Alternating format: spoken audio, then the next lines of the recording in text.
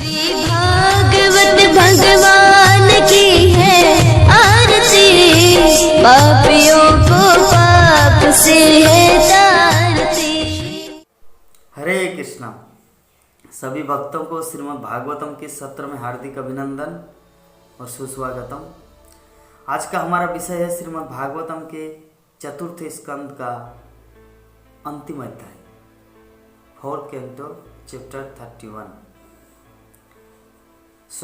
विषय है परिचिताओं को नारद का उपदेश। कि हम लोग परिचिता के विषय में श्रवण करके आ रहे कि किस प्रकार कल हम लोग श्रवण किए थे कि भगवान विष्णु परिचिता को आशीर्वाद दिया था कि तुम जैसे भाई सब इतना सुंदर ढंग से एक दूसरे को सहयोग करके मित्रतापूर्ण भाव से आप लोग रहते हैं। इसीलिए जो भी कोई व्यक्ति प्रातःकाल और सांझकाल किसी भी मुहूर्त अगर आपका चिंतन करे तो उसका जगत के प्रति, समस्त जीवों के प्रति मैत्री भाव उत्पन्न होगा। तो इस प्रकार जो नारद मुनि आपका आ गए यहाँ पर पश्चिम दिशा में समुद्र तट, जहाँ पे जाजल ऋषि निवास कर रहे थे। और परिचिता जो हजारों वर्षों तक तपस्या किए, 10,000 वर्ष तक, उसके बाद घर आए। घर में आकर शादी किया, विवाह किया और गृहस्थ जीवन में उन्होंने बहुत सारे पुत्र पुत्री का उत्पन्न किया। उसके बाद उन्होंने मन ही मन सोचा, भगवान का आशीर्वाद का याद आया कि हमको कैसे भगवान प्राप्त हुए थे जब हम लोग 10,000 वर्ष तक पानी के अंदर तपस्या कर रहे थे। तो वो सभी एक साथ में सोचा कि चलिए अभी घर परिवार को छोड़ देते हैं, वानप्रस्थ लेंगे और जाके भगवान की भक्ति को और सुदृढ़ बनाएं। देखिए, शादी से पहले वो लोग 10,000 वर्ष तक तपस्या की थे भगवान को प्राप्त करने के लिए। अभी शादी करने के बाद बच्चा जितना कुछ होना था हो गया। अभी अंत में वो घर परिवार छोड़ रहे, तो अपनी अपनी पत्नियों को अपने अपने सुजग पुत्र के प्रति अर्पण किया, जिम्मेदारी सौंपकर वो सभी घर से निकल गए। क्योंकि जब तक कोई सुजग पुत्र न हो तब तक वो अपनी माँ की रक्षा नहीं करते। इसीलिए उनका सभी पति मतलब परिचितागण अपनी अपनी पत्नियों को अपने अपने पुत्रों के सुजग में रख दिया, सुजग पुत्र में, और बोले कि अभी हम लोग भगवत भावना, आध्यात्मिक चेतना को पुनर्विकसित या और प्रोग्रेस करने के लिए हम लोग घर परिवार को छोड़ रहे हैं। तो वो सभी इस प्रकार घर परिवार छोड़ दिए। छोड़ने के बाद वो पश्चिम दिशा में गए जहाँ पे जाजल ऋषि निवास कर रहे थे, जाजली ऋषि। तो जैसे ही वो लोग वहाँ पर आश्रम में प्राणायाम कर रहे थे परिचितागण, तो अचानक उपस्थित देवर्षि नारद वहाँ पर पधारे। तो नारद मुनि जैसे पधारे तो वहाँ पर जितने सारे परिचिता सभी एक साथ उठ खड़े हुए और नारद मुनि को प्रणाम किया, दंडवत प्रणाम किया और हाथ जोड़कर नारद मुनि से प्रश्न करने लगे। हाथ जोड़ के नारद मुनि से प्रश्न करने लगा कि बोले कि हे प्रभु, कि हे ऋषिवर, आशा है कि आपको यहाँ आने में किसी प्रकार की बाधा नहीं हुई होगी। ये तो हमारा परम सौभाग्य है कि हमें आपके दर्शन हो रहे हैं। एक्चुअली परिचितागण नारद मुनि को ये कुशल समाचार इसलिए पूछा कि नारद मुनि हर किसी एक के पास जाता है जो भक्ति में लगे रहते हैं। तो ये लोग भक्ति करते करते इतना दूर तक आए, पश्चिमी तट पर जाजल ऋषि के आश्रम में, जो थोड़ा रास्ता कठिनाई था, इसीलिए नारद मुनि को इसे पूछा। खैर ये फॉर्मेलिटी था। तो बोले कि प्रभु, मुझे लगता है कि आपको कुछ कष्ट हुआ होगा या कष्ट नहीं हुए होंगे, जो भी है, तो ये हमारा परम सौभाग्य है कि हमें आपका दर्शन हो रहा है।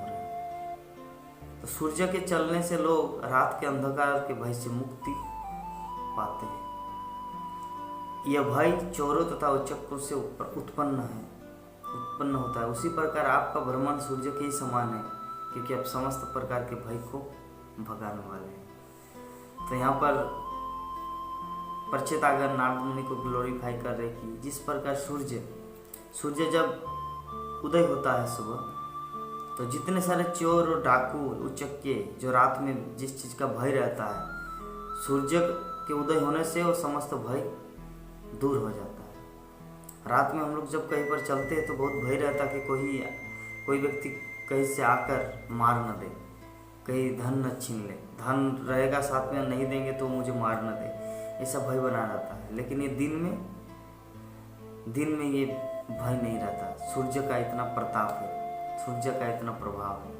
तो उसी प्रकार नारद मुनि को यहाँ पर सूर्य के साथ तुलना किया गया। पश्चितागण बोले कि हे प्रभु, आप उस सूर्य के समान हैं, क्योंकि आप समस्त प्रकार के भय को भगाने वाले हैं। समस्त प्रकार के भय का अर्थ क्या है? सबसे बड़ा भय है इस जगत में कि मनुष्य जीवन प्राप्त होने के बावजूद कहीं हम लोग पशु न बन जाए, किसी निम्न जोनि में न चला जाए।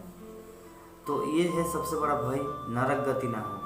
तो मनुष्य जीवन का सही यूटिलाइज उपयोग करना बहुत ही जरूरी है। तो नारद मुनि को यहाँ पर समस्त भय को भगाने वाले, मतलब नारद मुनि का उपदेश इतना पावरफुल है कि उपदेश को श्रवण करने मात्र से उसको करने की इच्छा होगी और जीवन में भक्ति में प्रगति संभव है।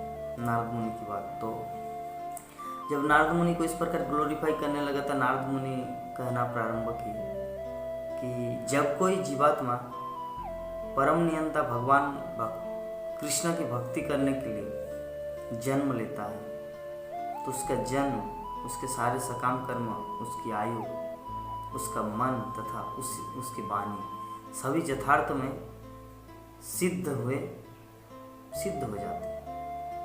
यहाँ पर वही चीज़ का डिस्कस किया गया है कि जो भक्ति करता है, कृष्ण भक्ति इतना पावरफुल है कि उनका जन्म सार्थक होता है। जो कृष्ण भक्त बनता है, उनके जितने सारे कर्म है वो सार्थक हो जाता है। उनका आयु, जितना दिन का उसका आयु मिला है वो सार्थक हो जाता है। उसका मन सार्थक हो जाता है। उनकी वाणी, वर्ड्स सभी यथार्थ में सिद्ध हो जाते हैं। कृष्ण भक्त बनना जीवन का सबसे बड़ा सिद्धि है।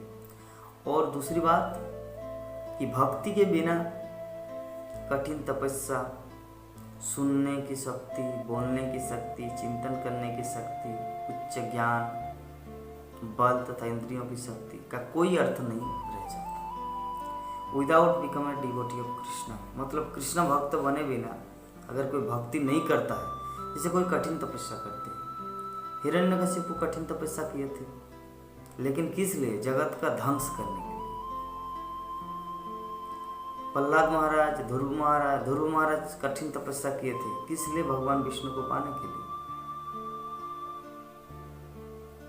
तो जो कृष्ण भक्ति के लिए तपस्या है, कठिन तपस्या, उसको रिकमेंड किया गया शास्त्र में, अदरवाइज वो व्यर्थ माना जाता है।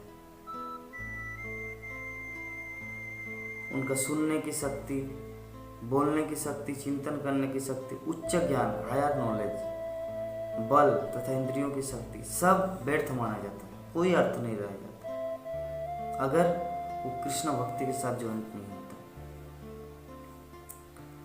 तो इस प्रकार नारद मुनि यहाँ पर उपस्थित मैत्रेय ऋषि विदुर को बोल रहे कि जब नारद मुनि उनको बहुत सारे उपदेश दिए प्रचेताओं को, किस प्रकार कृष्ण भक्ति करना जीवन की सार्थकता है, और आप सब ऑलरेडी अपने जीवन के प्रारंभ से इसे कर रहे हैं, क्योंकि शिव जी का उपदेश जो आप लोग पालन किए, शिव जी से भेंट हुआ और शिव जी आप लोगों को वो मंत्र दिया भगवान विष्णु का, और मंत्र का जप किया आप लोग 10,000 वर्ष तक पानी के अंदर, और भगवान विष्णु आपके प्रति प्रसन्न हुआ और दर्शन दिए और आप लोग का आशीर्वाद दिए।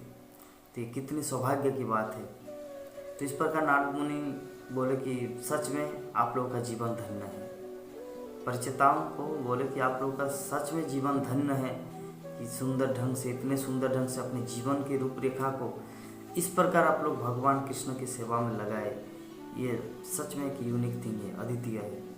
कि जीवन के प्रारंभ में आप लोग भक्ति किए, गृहस्थ जीवन में रहते हुए भक्ति किए, अभी आप लोग वानप्रस्थलीय भक्ति किए, सन्यास में भक्ति की, हर परिस्थिति में आप लोग भगवान विष्णु की भक्ति की।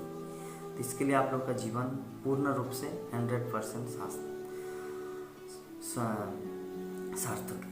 तो मैत्रेय ऋषि बोले कि नारद के मुख से समस्त दुर्भाग्य को दूर करने वाली भगवान की महिमा को सुनकर प्रचेतागण भी भगवान के प्रति हसन उठे और वे भगवान के चरण कमलों का बखान करते हुए चरम गंतव्य को चले गए।